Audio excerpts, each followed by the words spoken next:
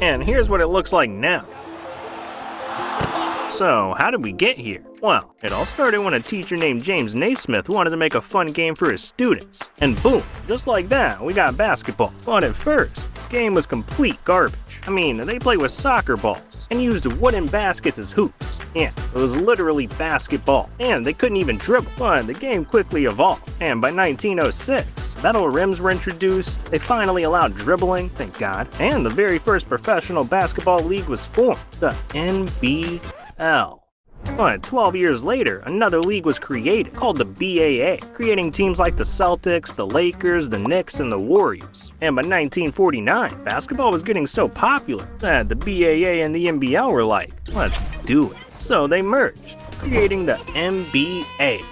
But despite being the #1 basketball league in the world, most players in the NBA still had day jobs, like Norman Glick, who worked as a plumber. I'm not kidding. But in 1956, one of the greatest players of all time made his NBA debut, Celtics legend Bill Russell. I mean, he was so good that he won a championship in his first season and 10 more throughout his career. Yeah, 11 championships. The Celtics dominated the league for 13 years straight, but in 1959, Bill's biggest rival joined the league, Wilt Chamberlain, a man who could bench 500 pounds, sleep with 20,000 women, and score 100 points in a single game, a record he still holds to this day. By the way, none of those things were ever recorded on camera, so there's a bit of debate on whether any of it happened.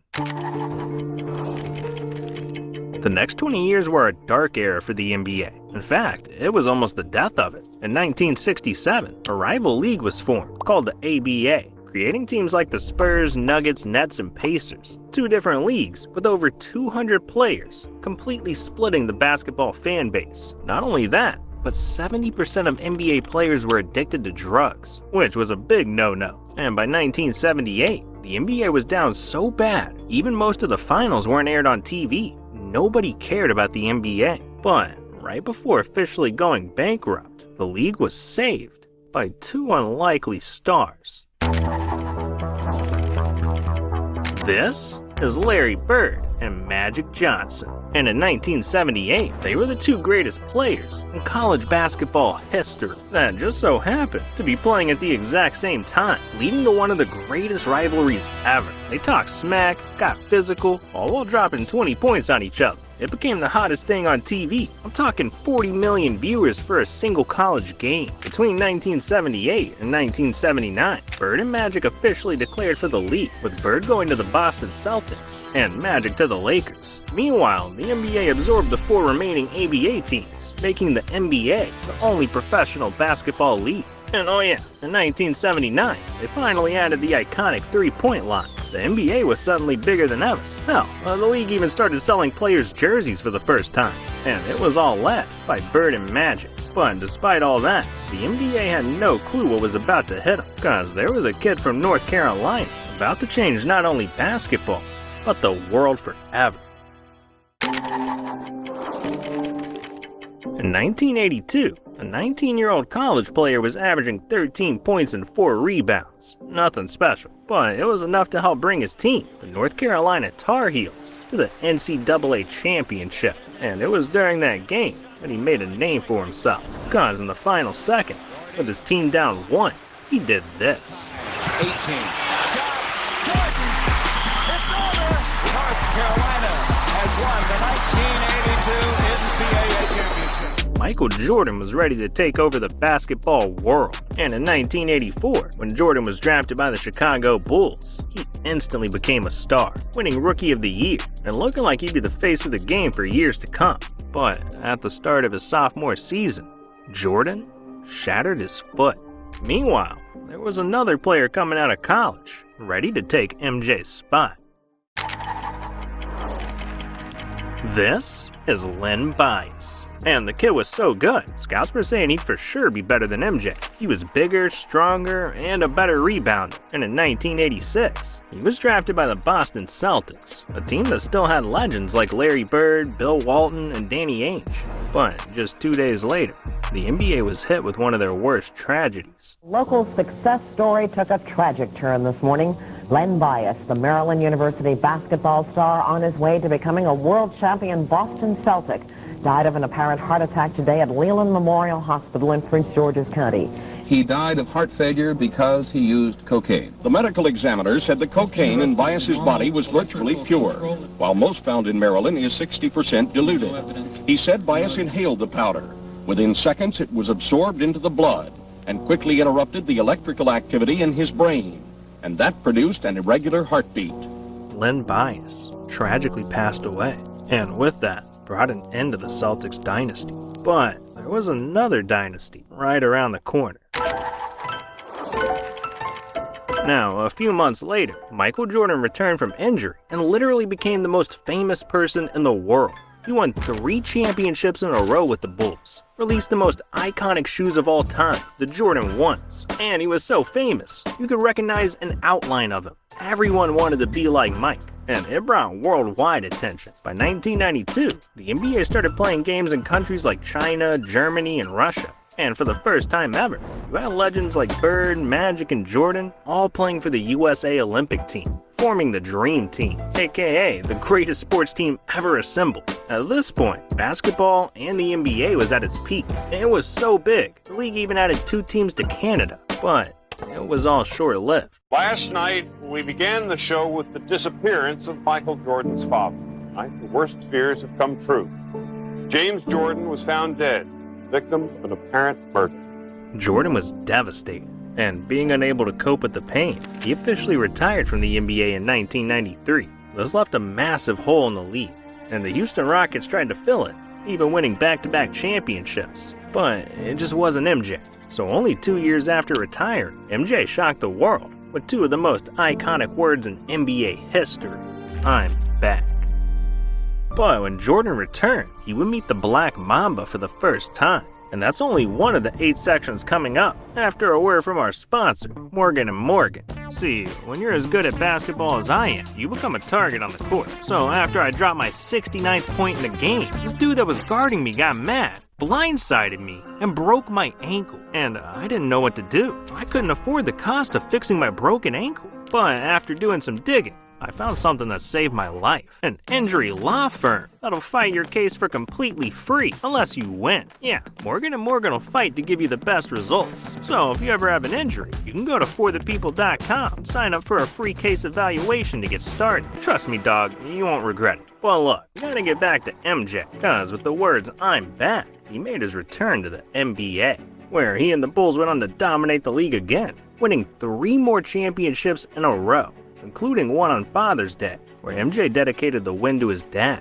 It was truly beautiful. But as Jordan's career came to an end, a new era of players were ready to take over. Players like Kobe Bryant, Shaquille O'Neal, and Allen Iverson. They all brought something the league had never seen before. AI redefined how you could dribble and move with the ball. Kobe brought his Mamba mentality, while no one could contain Shaq's size. But the changes went beyond just the court. By the early 2000s, you saw more players with tattoos, they were wearing chains and jewelry. The league had gotten a complete makeover.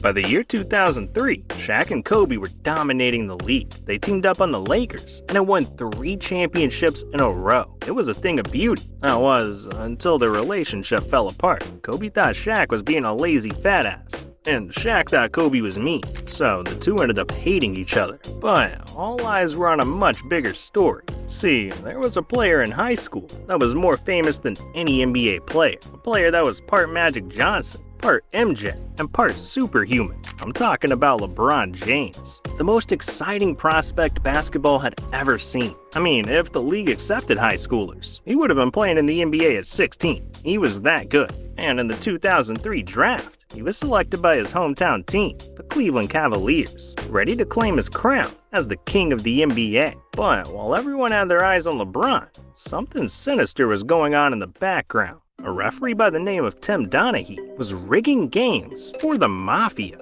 telling them which teams to put money on. And it wasn't just a single game, or even one series. He was rigging games for 4 years straight. Tim was literally changing the history of the NBA with each game he reffed. But eventually, the FBI got involved. A 2-year investigation was conducted, and Tim went to jail for 11 months. But the 2000s weren't all bad. In 07, the league saw the beginning of the super team era in the Boston Celtics, made up of 3 NBA legends, Ray Allen, Kevin Garnett, and Paul Pierce. And I know there were other super teams over the years, the 82 Sixers, the 96 Bulls, hell, even the 2003 Lakers. But for the first time in NBA history, teams were intentionally trading for 3 superstars to try and win it all. And in 2010, the Miami Heat pulled off the greatest super team the NBA had ever seen. Chris Bosh, Dwayne Wade, and LeBron. I mean, they were so good, they made it all the way to the finals in their first year.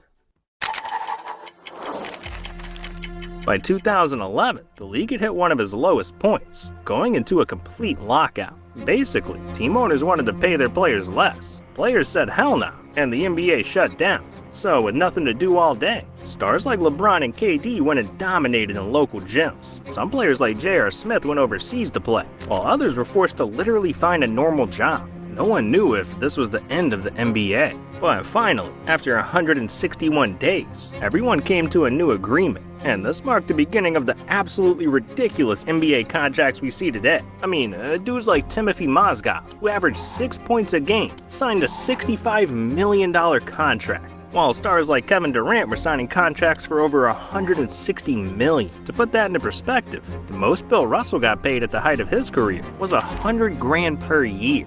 That is only $975,000 in today's money.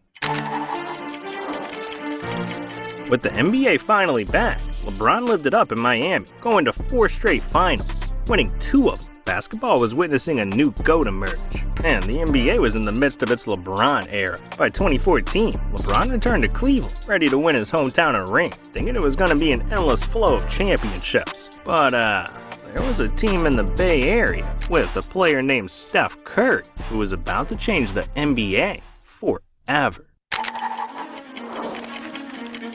Steph Curry could shoot the ball from anywhere, and I mean anywhere. The league had never seen anything like it. 3-point shots used to just be, a normal part of the game, but now we saw Steph Curry making it the #1 option, from hitting more threes than any player in NBA history to taking home the MVP award that year and winning the 2015 NBA Finals. He broke boundaries and changed the way the league viewed shooting. So other teams started shooting threes like crazy, trying to find their own Steph Curry. But there was a problem. The dude was one of a kind. So from 2015 to 2018, it was the king of the league versus the greatest shooter of all time. And it made for some of the most memorable playoff series ever, like in 2016, when LeBron and the Cavs were down 3-1 to the Warriors in the finals. But somehow they came back and won it all, making it LeBron's greatest accomplishment. Meanwhile, international players started invading the league, like Joel Embiid, Giannis Antetokounmpo, and Nikola Jokic, who account for the last 5 MVPs from 2019 to 2023. Suddenly, the league's best players weren't even American. It was like nothing the league had ever seen before. But what nobody saw coming was a worldwide pandemic. A dangerous virus is spreading rapidly in China, and U.S. officials are very worried that it could come here. Now to growing concerns about the deadly coronavirus officially hitting the U.S. If I show up to an arena and ain't no fans in there, I ain't playing. The NBA is suspending the season. See, the NBA was forced to completely shut down for 4 months. Luckily though, the league was trying to cook up a plan to bring basketball back, and what they came up with seemed insane at first, because the NBA invited teams to Disney World, where they would come and play out the rest of the season while being stuck inside a bubble for 3 months. They couldn't leave, they couldn't bring anyone in, they couldn't even order food from outside restaurants. It was rough. But LeBron got his 4th ring out of it, and nobody got sick. By 2021, COVID was still around, but the fans were back, and we got to see one of the weirdest seasons ever. The Nets lost in the playoffs because KD's foot was too big, LeBron got eliminated in the first round for the first time in his career, and the Bucks won their first championship since 1971. In the 2022-23 season, we got to see a legendary Celtics vs. Warriors finals, where Steph took home his 4th ring. But I think it's more important to talk about where we are today. See, I feel like there's a problem that no one seems to be mentioning. The NBA's most popular players are getting really old, and I think we're about to witness the end of an era. I mean, the typical retirement age for an NBA player is 35, Meanwhile, Jimmy Butler, James Harden, D. Rose, and Westbrook are all 34. Steph and KD are 35, CP3 is 38, and the king of the NBA, LeBron James, is 38 years old too, which makes him the oldest player in the entire NBA. I mean, are you guys seeing what I'm seeing? These dudes are about to retire, and the league is about to look a whole lot different very soon. Because with 30 teams at the moment, the league has plans to expand to 32 teams. And with how much the league's changed already, who knows what we could see in 20 more years. Like, there's already talks about a 4-point line, airless basketballs, and Toyota's developing a robot that might even play in the league. This really is the end of an era and the beginning of